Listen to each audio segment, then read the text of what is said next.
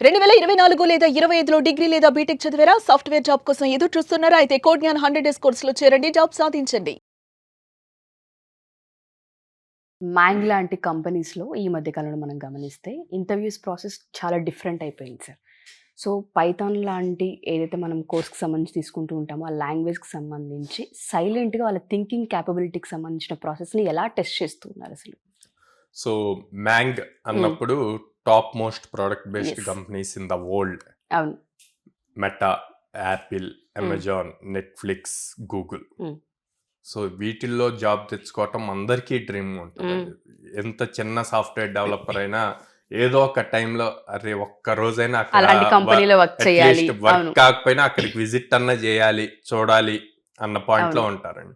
So, వీళ్ళు చాలామంది students maximum చేసే మిస్టేక్ ఇంటర్వ్యూస్‌కి అటెండ్ అయ్యేటప్పుడు రెగ్యులర్ కంపెనీ ఇంటర్వ్యూస్‌కి ప్రిపేర్ అయినట్టు ప్రిపేర్ అయ్యి వెళ్తారండి. అంటే వాళ్ళు చాలా స్కిల్డ్ ఉన్నా సరే రెగ్యులర్ ఇంటర్వ్యూస్‌కి అండ్ ఈ మ్యాంగ్ కంపెనీస్ ఇంటర్వ్యూస్‌కి చాలా హ్యూజ్ డిఫరెన్స్ ఉంటుందండి. హ్మ్.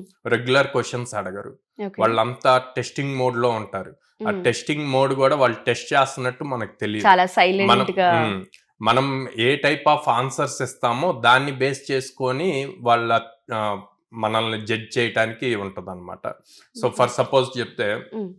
పైథాన్ కోడ్ రాశారనుకోండి. ఆ కోడ్‌ని ఎంత టైమ్ కాంప్లెక్సిటీతో రన్ చేయగలవు అని చెప్పి అడుగుతారు. దానికి కండిషన్ ఏం పెడతారంటే ర్యామ్ 1 జీబీయే ఉంది అని లిమిట్ ఇస్తారు ర్యామ్. ఓకే. ఓకే. అలా ఇచ్చినప్పుడు మనం ఏం చెప్పగలం? సో, హ్మ్. ఆ ఇచ్చిన కోడ్ అండ్ డేటా సైజ్ ఎంతుంది అన్నది ఎలా ఆన్సర్ చేయగలము అన్నది ఇంపార్టెంట్. హ్మ్. సో, అదే ఇంకొక సినారియో తీసుకున్నారు అంటే, హ్మ్. సో, ఇంకొక టైప్ తీసుకుందామంటే అండి, హ్మ్. జనరల్‌గా మనకి ప్రొడక్ట్ బేస్డ్ కంపెనీస్‌లో lakhs of users, millions of users ఒకేసారి యాక్సెస్ చేస్తూ ఉంటారు. హ్మ్. సో, వీళ్ళు ఏదైనా ప్రాబ్లమ్ స్టేట్మెంట్ ఇంటర్వ్యూ టైంలో వీళ్ళు ఆన్సర్ చేసిన దానికి వాళ్ళు ఏమడుగుతారంటే, ఓకే. నీ ఆన్సర్ ఫైన్. ఓకే. దీన్ని 1,00,000 యూజర్స్ ఎలా యూజ్ చేయగలరు ఎట్ ఏ టైమ్ అని చెప్పి హ్మ్. అడుగుతారు. అడిగినప్పుడు వాళ్ళు మనలో అబ్జర్వ్ చేసేది ఏంటి ఫస్ట్ అంటే, హ్మ్. మనం టెన్స్ ఫీల్ అవుతున్నామా? ఆర్ దాని రిలేటెడ్ ఆలోచిస్తున్నామా? ఓకే. ఓకే. ఎప్పుడు టెన్స్ ఫీల్ అవుతాం? మనం ప్రిపేర్డ్‌గా లేనప్పుడు లేనప్పుడు. టెన్స్ ఫీల్ అవుతాం. అవును. ఆబ్వియస్‌లీ మన ఫేస్ ఎక్స్‌ప్రెషన్స్ హ్మ్. అన్నీ చేంజ్ అవుతాయి. అండ్ మనం ఏ టైప్ ఆఫ్ ఆన్సర్ చెప్తాము హ్మ్. అన్నది ఇంపార్టెంట్. సో, దీన్ని స్కేలబుల్ చేయొచ్చు సార్. లైక్ సర్వర్స్ ఇంక్రీజ్ చేయొచ్చు. ఇట్లాగా డిఫరెంట్ ఆన్సర్స్ సో, హ్మ్. ఆ చెప్పే ఆన్సర్ మనం ఫస్ట్ ప్రిపేర్డ్‌గా ఉండాలి. సో, అందుకే రెగ్యులర్ కంపెనీ ఇంటర్వ్యూస్‌కి ఎళ్ళినట్టు గాకుండా వీటికి సెపరేట్‌గా ప్రిపేర్ అయ్యి ఎళ్ళాలన్నమాట. ఎందుకు అంటే వాళ్ళు డీల్ చేసే ప్రతి product millions of users at a time use చేస్తారు. అంటే స్కేలబిలిటీ ఎక్కువ ఉండాలి. హ్మ్. ఆ స్కేలబిలిటీ రిలేటెడ్ క్వెషన్సే ఎక్కువగా అడుగుతారనమాట. ఓకే. టెక్నికల్ రౌండ్స్ ఇయన్నీ ఓకే. నీకు హ్మ్. కోడింగ్ వస్తేనే నువ్వు ఆ లెవెల్ దాకా ఎళ్ళగలుగుతావు. ఎళ్ళగలుగుతాం. ఎళ్ళినప్పుడు నీకొచ్చిన ఆపర్చునిటీని క్రాక్ చేయాలి అంటే అసలు టాప్ లెవెల్ కంపెనీస్ ఆర్కిటెక్చర్ ఎలా ఉంటది అన్నది ఇంపార్టెంట్. హ్మ్. ఒక హ్మ్. సాఫ్ట్‌వేర్, ఒక ప్రొడక్ట్ వాళ్ళు బిల్డ్ చేస్తున్నప్పుడు దాని ఆర్కిటెక్చర్ ఎలా ఉంటది? ఓకే. ఫస్ట్ ఒక 1000 మెంబర్స్‌కి బిల్డ్ చేస్తే దాన్ని ఎలా స్కేలబుల్ చేస్తారు హ్మ్. అన్న పాయింట్స్ గనక తెలుసుకుంటే ఇలాంటి మ్యాంగ్ కంపెనీస్‌లో ఈజీగా క్రాక్ చేయగలుగుతారండి. ఓకే. సో, మీరన్నట్టుగానే ఇందాక ఏ విధంగా అయితే చెప్పారో, చాలా మందికి ఇటువంటి కంపెనీస్‌లో వర్క్ చేయాలన్న డ్రీమ్ డెఫినెట్‌గా అవును. ఉంటుంది. అట్‌లీస్ట్ విజిట్ చేయాలన్న కోరికైనా డెఫినెట్‌గా ఉంటుంది. అలాంటి కంపెనీస్‌లో మనకంటూ ఒక జాబ్‌ని క్రియేట్ చేసుకోవాలనుకుంటే, దానికి కావాల్సిన స్కిల్‌ని మనం ఇక్కడ ఏ విధంగా ట్రైన్ చేసే అవకాశం ఉంటుంది హ్మ్. అంటారు? డే 1 నుంచి నర్చరింగ్ ఏ విధంగా ఉంటుంది కోడ్9లో అంటారు సార్? మనం వచ్చేసి ఏ కంపెనీకైనా అండి హ్మ్. ఒకే లెవెల్ ఆఫ్ స్టాండర్డ్ హ్మ్. ట్రైనింగ్ ఇస్తాం. హ్మ్. ప్రతి స్టూడెంట్‌కి లాజికల్ థింకింగ్ ఇంపార్టెంట్. హ్మ్. హ్మ్. ఓకే.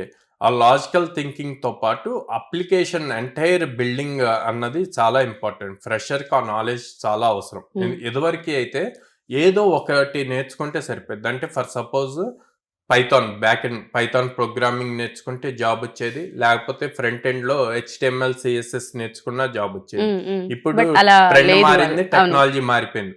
ఇప్పుడేం చూస్తున్నారు మల్టీ స్కిల్ సెట్ ఎవరికుంది అన్నది చూస్తున్నారనమాట. So, okay. Full stack programs నేర్చుకోవాలి. హ్మ్. ఫుల్ స్టాక్ ప్రోగ్రామ్‌లో అప్లికేషన్ ఎలా బిల్డ్ చేయాలి అన్నది నేర్పిస్తున్నాం. హ్మ్. దానితో పాటు అప్లికేషన్‌ని ఎలా స్కేల్ చేయాలి అన్నది ఇంపార్టెంట్. ఆ స్కేలింగ్ ప్రొసీజర్ రావాలి అంటే DSA important, data Okay. Structures and algorithms అన్నవి Hmm. చాలా ఇంపార్టెంట్.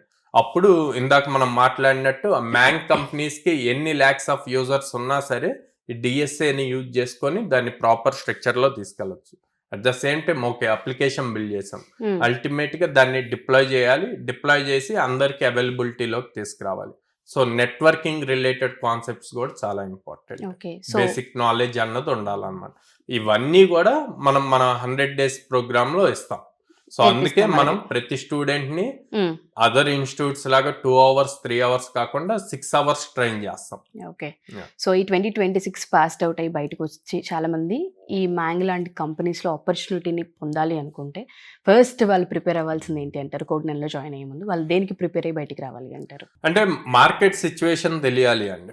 ప్రతి ఒక్కళ్ళకి ఆ డ్రీమ్ ఉంటుంది మ్యాంగ్ కంపెనీస్ లో అవును, జాయిన్ అవును. అవ్వాలి అని చెప్పి. అట్లా అని చెప్పి మన స్కిల్ సెట్ ఏంటి అన్నది కూడా మనకు తెలియాలి. Mm. అట్లా కాకుండా నేను ఓన్లీ ఆ ఇంటర్వ్యూస్ కే అటెండ్ అవుతాను అంటే గనక నెంబర్ ఆఫ్ ఆపర్చునిటీస్ మిస్ చాలా అయ్యే తక్కువ అవకాశం ఉంటాయి, మిస్ ఉంటుంది. అవుతాం. Hmm. అట్లా ఫస్ట్ కెరియర్ స్టార్ట్ అవ్వాలి.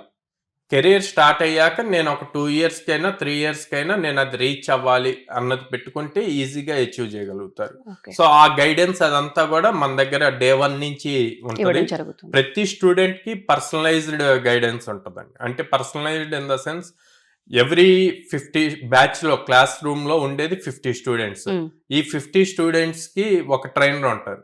ఈ ట్రైనర్ డిపార్ట్మెంట్ కాకుండా మళ్ళీ ఒక ప్రోగ్రామ్ కోఆర్డినేటర్ Hmm. ఉంటారు. Hmm. సో వాళ్ళు ప్రాపర్ గా మొత్తం ప్రోగ్రామ్ అంతా జరుగుతుందా లేదా అన్నది చూస్తారు. ప్లస్ ఎవ్రీ స్టూడెంట్ ఎలా ప్రిపేర్ అవుతున్నారు, ఎగ్జామ్స్ ఎలా అటెంప్ట్ చేస్తున్నారు, వాళ్ళ స్కిల్ సెట్ ఏంటి, ఆ రిపోర్ట్స్ అన్ని కూడా వాళ్ళు మానిటర్ చేస్తూ ఉంటారు.